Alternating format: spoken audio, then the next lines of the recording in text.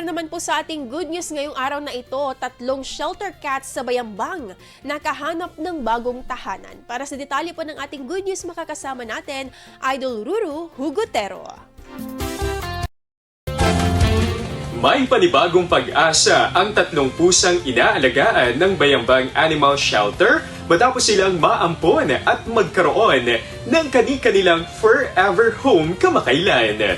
Kabilang sa mga bagong fur parents ang isang personnel ng PNP Bayambang na masayang nag-uwi ng isa sa mga shelter cats. Bago ipaampon, tiniyak ng Bayambang Animal Shelter na ligtas at malusog ang mga pusa sa pamamagitan ng anti-rabies vaccination, deworming at neutering bilang bahagi ng responsableng animal care. Patuloy naman ang panawagan ng Bayambang Animal Shelter sa publiko na suportahan ang animal adoption at maging responsableng fur parents upang mas marami pang ligaw, inabandona at napabayaang hayop ang mabigyan ng ligtas na tahanan at panibagong pagkakataon sa buhay. Yan ang ating good news. Ako si Idol Ruru Hugotero, Tatak IFM. IFM News. IFM News. IFM News.